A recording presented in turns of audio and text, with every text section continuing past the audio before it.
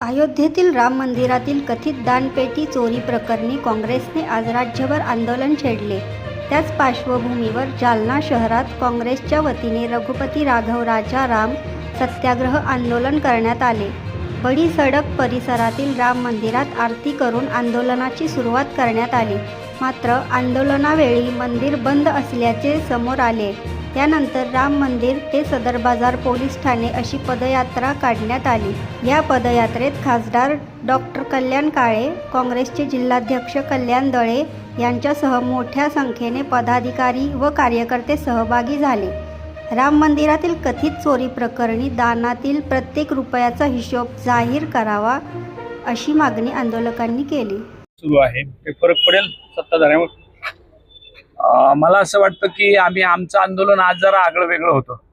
आम्ही प्रभू रामचंद्राच्या मंदिरामध्ये जाऊन आपल्या बडी सडकला जे प्रभू रामचंद्राचं मंदिर आहे त्या मंदिरामध्ये प्रदेश काँग्रेस कमिटीचे अध्यक्ष आदरणीय हर्षवर्धन सपकाळ दादांनी 9 तारखेपासून ते 14 तारखेपर्यंत रघुपती राघव राजाराम असा जो सत्याग्रह सुरू केला आणि त्या सत्याग्रहाची जी भूमिका आहे ती जालना जिल्हा काँग्रेस कमिटी, जालना शहर जिल्हा काँग्रेस कमिटीच्या वतीने आज या ठिकाणी प्रभू रामचंद्राच्या मंदिरात भजन, पूजन, कीर्तन हे करून प्रभू रामचंद्रालाच प्रार्थना केली की आम्हाला अशी शक्ती दे की या लोकांचे विचार आहे की ज्यांना आता प्रभू रामचंद्राची सुद्धा भीती वाटू नाही लागली, त्यांच्या पेटीतलं दान सुद्धा सर्वसाधारण नागरिकाचं, गोरगरीब जनतेचे श्रद्धेपोटी जे पैसे, सोनं आणि चांदी त्या दानपेटीत आम्ही टाकलं होतं. या देशभरातल्या नागरिकांनी, हिंदू नागरिकांनी विशेषतः त्याच्यामध्ये टाकलं होतं.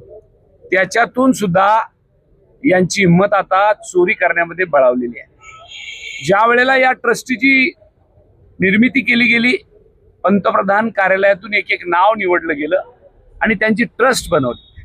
RSS आणि भारतीय जनता पक्षाच्या लोकांना त्या ट्रस्टमध्ये घेतलं आणि आज योगीजी, मोदीजी त्यांच्या माणसाने केलेल्या चोऱ्या की ज्या हिंदू भक्तांनी, ज्या राम भक्तांनी अशा श्रद्धेने तिथं दान टाकलं होतं की या मंदिराच्या निर्मितीमध्ये माझं सुद्धा, माझ्यासारख्या एखाद्या गरीब माणसाचं सुद्धा 10 रुपयाचं का दान होत नाही, 100 रुपयाचं का दान होत नाही, काही अंशी चांदी किंवा सोनं का होत नाही, माझं सुद्धा सत्कर्मी लागावं या दृष्टीने ते दान दिलं होतं. दान देणाऱ्याची भावना अशी असते, ते सत्पात्री लागावं. परंतु ते दान देणाऱ्याची जेवढी मोठी लाईन अयोध्येमध्ये प्रभू रामचंद्राच्या मंदिरामध्ये आजपर्यंत होती, जेव्हापासून आपण त्या क्लिप व्हायरल झालेल्या पाहिल्या आणि चोरी CCTV कॅमेऱ्यात कैद झाली, तेव्हापासून दान देणाऱ्याची संख्या सुद्धा घटली.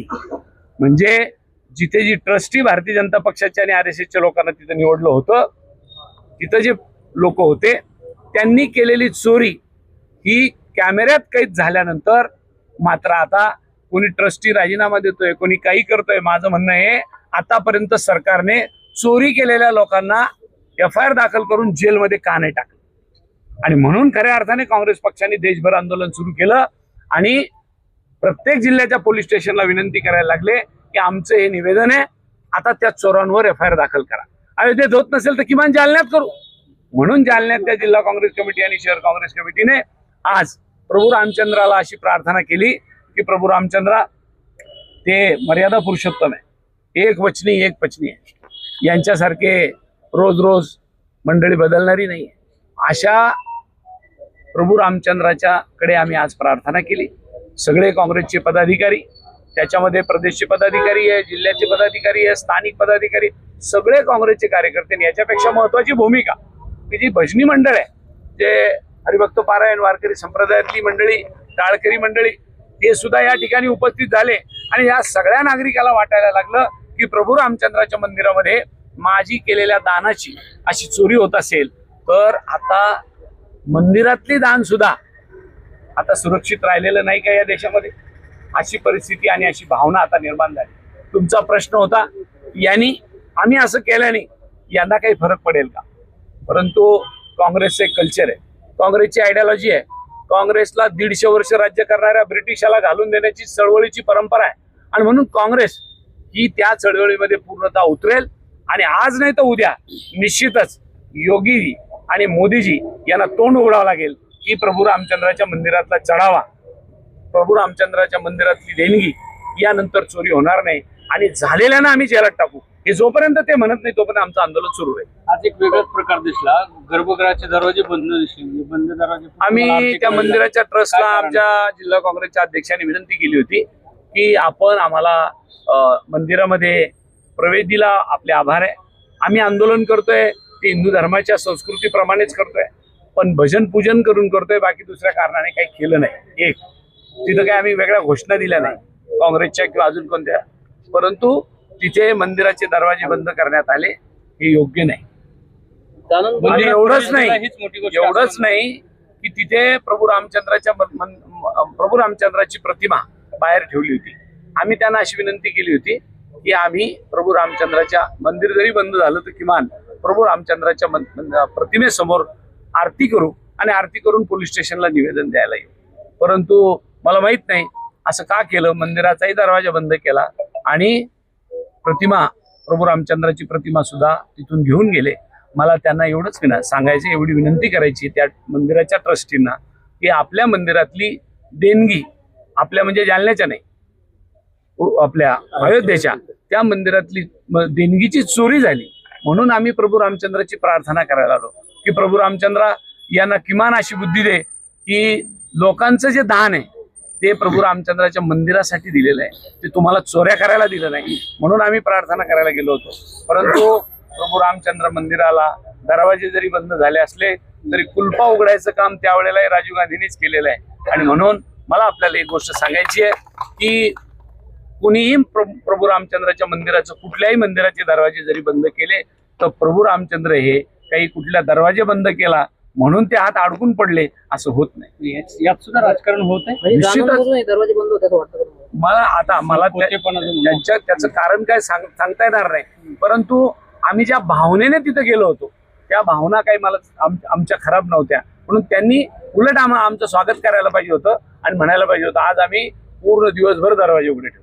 का केलं माहित नाही. कोण करते मला नाही सांगता यायचं. भारतीय जनता पक्ष आणि RSSच्या मंडळीची ती भूमिका प्रभू रामचंद्राच्या मंदिराला निर्माण करण्याची होती. तिथले मंदिर त्यांच्या पूर्णपणे ताब्यात आहे.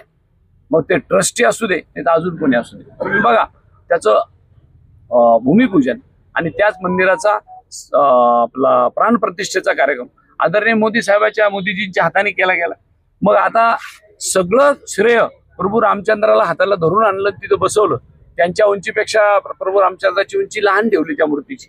परंतु त्याचं श्रेय भारतीय जनता पक्षाला जर मिळवायचं असेल तर आता या चोरीचं श्रेय कोणाला द्यायचं हा प्रश्न आमच्या समोर आहे. म्हणून ते श्रेय सुद्धा त्यांनी घ्यावं आणि सांगावं की आमच्या लोकांनी अशी चोरी केली होती, आम्ही त्यांना जाब विचारू आणि जेलमध्ये टाकू. मंदिर बंद करून म्हणजे तुमचा आवाज दाबणार? अजिबात नाही. मंदिरं बंद केले म्हणून आमची श्रद्धा कमी होणार नाही. आम्ही पुन्हा मंदिरात जाऊ, ज्या वेळेला आरती असेल त्यावेळेला जाऊ आणि पुन्हा प्रभू रामचंद्राला प्रार्थना करू. भावना फार मोठ्या दुखावल्या गेलेल्या आहे.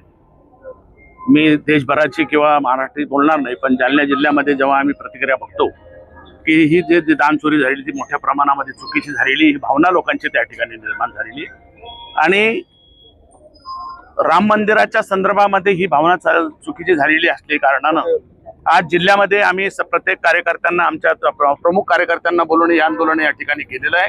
आणि प्रभू रामचंद्राला या ठिकाणी आम्ही एक सांगडं घातलेलं आहे की प्रभू रामचंद्रा की ह्या ज्यांनी केलं त्यांना सद्बुद्धी दे आणि भाजप सरकारच्या पंतप्रधानाला आणि गृहमंत्र्याला सद्बुद्धी दे की ज्यांनी खरी चोरी त्या ठिकाणी केलेली संविधानिक रूपात त्यांच्यावरती त्या ठिकाणी FIR त्या ठिकाणी दाखल केला पाहिजे, त्यांना अटक झाली पाहिजे. ही भावना आम्ही या ठिकाणी व्यक्त करण्यासाठी आलेलो आहे. परंतु गावागावात जाऊन तालुक्यात जाऊन ही भावना आम्ही लोकांपर्यंत त्या ठिकाणी पोहोचणार आहेत.